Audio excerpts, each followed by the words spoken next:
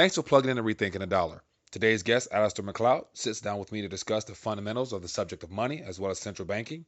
I'm sure you'll find this informative as well as educational. Click the subscribe button below for more interviews to come. Enjoy this one. Welcome to Rethinking the Dollar. My guest today is Mr. Alasdair Macleod.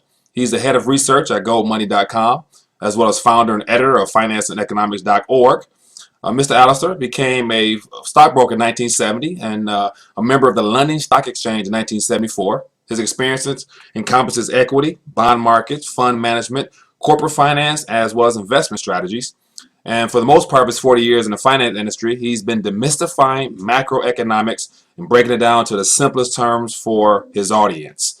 And so his mission is to basically make all this information, put it in a layman's term about what governments do with money and how to protect themselves from the consequences. So, Alasdair, welcome to Rethinking the Dollar. That's my pleasure, Mike. I appreciate you joining us. I am a big fan of your work, and I followed your commentary basically, for the last year plus, and so I've learned a lot. And so when I had the opportunity of requesting you join me here, I was very excited that you accepted the invitation, so thank you. Oh, well, thank you. Now, I wanted to get into there are a lot of things going on, and today's topic, I want to focus on the banking, central banking, minimum wage, as well as the attack that's on cash nowadays. And so before we get into the meat of the conversation, I wanted to get your take on the rethinking the dollar concept. And so what comes to mind when you hear the words rethinking the dollar? Well, I suppose what comes to mind is rethinking the dollar as money. Is it valid as money? Why do we accept it as money? We accept it without thinking. Is this a sensible thing to do? And I think these are the very, very big questions which most people would like to duck. Right, understandable. And so how important is it for Americans here, me being an American, you in the UK, as well as those in Europe, to really take a interest in improving their understanding of monetary history as well as financial education in general? Well, in terms of financial education, I think the reason that it's very important to understand a little bit about money is your central bank has printed a lot of it recently, and the banks at will expand the amount of credit that they offer to businesses, and credit is just another form of money. So if you have expansion of the total quantity of money in circulation in America, you have to think, what does that do to my dollar? And if they have a license to both the banks and the central bank to continue to expand the quantity of dollars and credit at will, what's going to happen to my dollar in the future? And why is it that I accept the dollar as money? And I think that when I go and buy something, I don't think it's the purchasing power of the dollar that's changing. I always think it's the price of the good that I'm buying. I mean, for example, I might go into the local store and I might buy some popcorn or something like that, and it's $1 worth. Tomorrow I go in and I find it's $1.05, and I think popcorn's gone up. It doesn't occur to you that perhaps money's gone down. Right. And these are concepts which I think are totally new to the average person, not just in America, but everywhere. And it's this sort of thing that government plays on. If they can increase the quantity of money without prices changing, then they gain. They don't have to tax you so much because they can get their money by robbing you, in effect, Right, of the value of your money. That's what they do. Right. Now, it sounds like, the first thing you'll point the blame on is that the prices are going up. In actuality, it's the purchase power of the currency you're using. Now, how come that whole concept of understanding money from an educational standpoint is not taught in schools or haven't been taught in schools? And you think that all a part of the fact that, the goal is to keep it a mystery for the public? No, I don't think even the teachers understand the point, to be fair. Yeah. The whole point about money is that when I buy something from you and you sell something to me, the one thing that we take as a given are the dollars that change hands. Right. I give you dollars. Now, I might not want those dollars as much as you want the dollars, but basically we have the same idea as to what those dollars are. They represent money. They represent, if you like, stored labor. There's something that you can pass on for other goods and services. You can pass on to pay someone for doing something for you, or whatever it is that you want to pass it on for. So we like to think of that as a constant. But when you look at the goods, we sort of tend to think it's the goods, the prices and the goods that change. And the reason we do that is the very function of money is to be that constant. And it doesn't occur to us to question, is the dollar actually acting as a constant or not? Now, for the purpose of transactions, let us say, between yesterday and today, there is effectively very little difference. But over a period of time, these differences accumulate. And you find that the purchasing power of the dollar today, compared with, let us say, 2 or 3 years ago, is considerably less. So you may be being paid to do a job of work, and your wages may not have gone up that much over that period of time. But my goodness, you find prices have gone up. Right. But it's not prices that have risen. What's happened is that the dollars you're being paid in, have gone down in purchasing power. So, you're the loser, sucker. Yeah. That's the problem. That is the problem that we face. Unfortunately, going back to school or university, the teachers who teach economics do not grasp this fundamental basic point. Right. Now, I have on my website step one as far as a quiz where I take 10 of the what I consider the simplest questions that that I can put together to basically test monetary literacy, or how well you know economics as well as just our monetary policies here in the United States surrounding the dollar. And so one of the questions is, has the purchasing power of the dollar lost 95+% over the last 100 years? And surprisingly, a lot of people have gotten that question right in saying yes. And so being that we've lost so much purchasing power over the last 100 years of the Federal Reserve being in play, with the last 3, 4, 5%, however percentages left, what's your thoughts on and forecast for those remaining percentages of that purchase power of the dollar? It's a very interesting one because what you say is absolutely right. People know that over a very long period of time, the purchasing power of currency falls, mainly because they've been told that's the case. If the long-term statistics show it, then fine, that is obviously true. That's as far as the thinking goes. But they don't make the connection, if you like, with their day-to-day use of the dollar. They don't sort of sit here and think this is going to be worth exactly the same tomorrow and the day after as it is today. In some countries, like India, for example, they have an experience of currency which is rather different. They will take currency in payment for something, but they make damn sure they pass it on pretty quickly because they don't want to hang on to it for too long. And this is why countries like India really like gold, because gold to them is a far more constant store of value as a currency than rupees. And if I can tell you just a little anecdote, it might just give it a bit of perspective. Please. I first went to India in 1966, I think it was.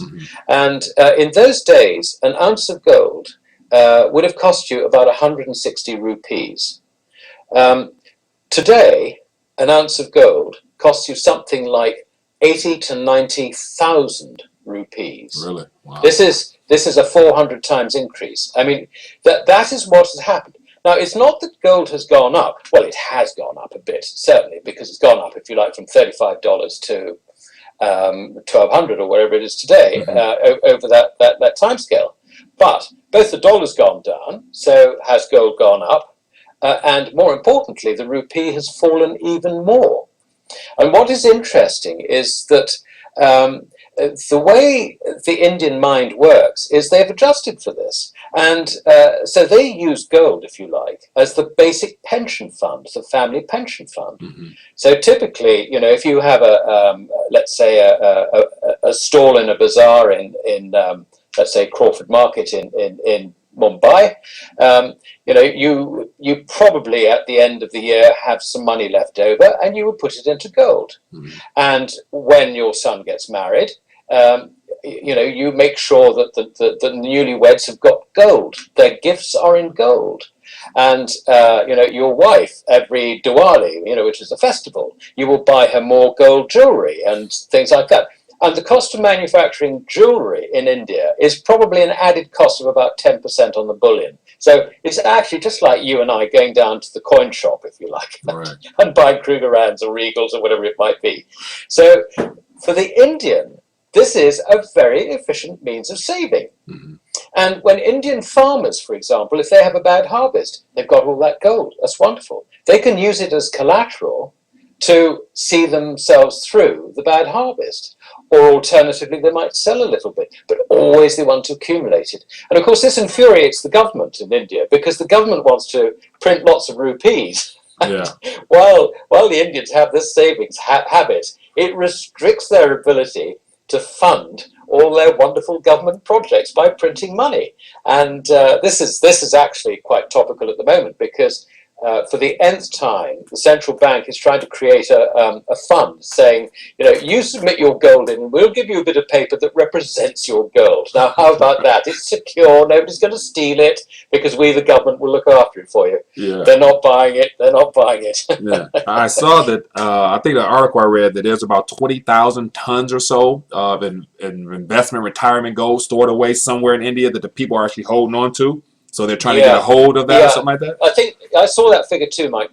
On the research I've done, and of course nobody actually knows. Right. So we're talking speculatively. Right. I think actually it's a bit less than that, but it is certainly well in excess of 10,000 tons. Wow. The place which has really got lots of gold is China. Because the central bank has been accumulating gold there since 1983. 1983 was the date when the government introduced regulations appointing the People's Bank of China as the agent for all the gold and silver acquisition on behalf of the state. Right. And the Shanghai Gold Exchange, which is the monopoly gold exchange, is actually owned and operated by the People's Bank of China. So that again is owned by the government. And guess what? The government owns all the refineries. And the other thing that is amazing, people sort of try and work out how much, because China is the largest gold miner in the world now. They mine something like 450 tons. They're way ahead of anyone else. So what happens to that gold? People think it gets sold through the Shanghai Gold Exchange. The original regulation said it should be sold through the Shanghai Gold Exchange, but do you believe governments actually behave in accordance with their own regulations? My experience is slightly different. Yeah, I would agree. And to confirm this, I'm sorry, I'm getting off your subject slightly. No problem. To confirm this, when I talk to our vault operators and our refiners, and I ask them, have you ever seen a Chinese refined 1 kilogram 4/9 bar? And they say no. In other words, none of it leaves the country. Wow. Now, you've got a very good customs system in China, maybe, or you've got a government that isn't letting any out. Yeah. So what we're seeing is, if you like, the world is in two halves, which brings us actually back into your topic. In the West, we've been persuaded against sound money. In the East, they're now embracing sound money. I know India isn't, and that is they're sort of quite westernized. They're quite Keynesian in their approach, which is something I might explain to you later. But certainly, if you look at China, you look at Russia, you look at all the countries in between, everybody in those countries accepts that gold is the only form of money which will preserve its purchasing power. Government currency is rubbish. That's their view. Our view is there is only one currency, and that's dollars. Right.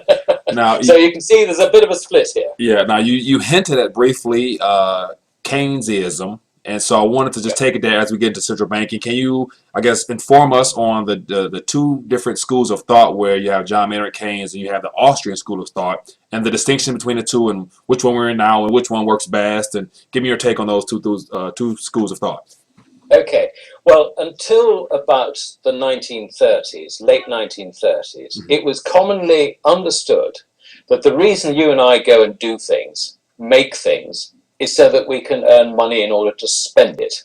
Now, we either spend it by going out and buying what we need now, or we spend it, we defer that spending by, let's say, leaving it in the bank or investing in a company so that we have got something to spend in the future. So our spending is either current or it's deferred. So when we put money in the bank, we're not hoarding it at all. What we're doing is we're giving money into the system, which is then taken by businesses to invest in their production so that they can produce things that are cheaper for us. So it's all encompassed in something called the markets. The mechanism for this distribution of our wages or salary or profits into goods is actually done through the markets. If you go into Walmart and you look at the things that you buy there, that is as much a marketplace as, let's say, the Wall Street Exchange or something, the stock exchange, for the very simple reason that you go in there and you look at their rice and you think, that rice I can buy cheap around the corner. So I'm going to go around the corner, I'm going to buy. So it's exactly what a broker does in the market. He goes and finds the cheapest stock for his clients or the best bid for his clients. Mm-hmm. So everything is a market. Now, that was commonly accepted and understood by economists until the 1930s. Then along came Keynes.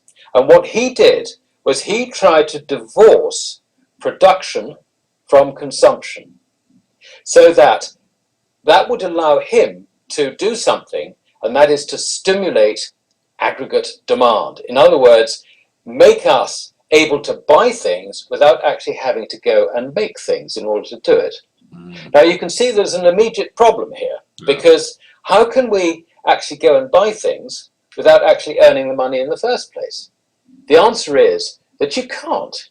But if government steps in, when things, let us say, there is not enough demand in the system, which is the way Keynes would have put it, if government can step in and temporarily encourage us to, if you like, spend more, save less maybe, bring that deferred consumption in savings back into today so that we save less and we spend it now, then the idea hopefully is that you smooth out the swings and roundabouts of the economy.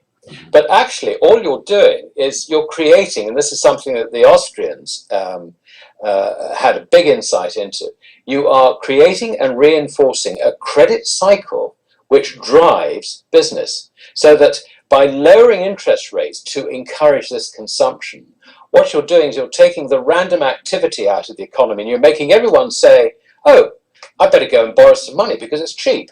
And if they all go and borrow money to do the same thing at the same time, guess what?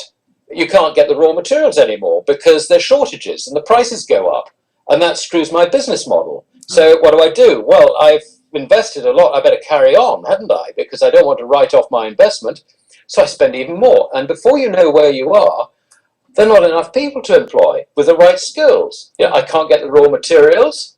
And, you know, with interest rates so low, I've got customers queuing up, you know, to spend money on their credit card. Help, what do I do? And you get inflation. Yeah. You know, the prices start rising. I mean, inevitably. Right. So the central bank then says, oh dear, prices will start rising. What a surprise. We didn't expect this at all. I think we better raise interest rates to stop it. So they raise interest rates.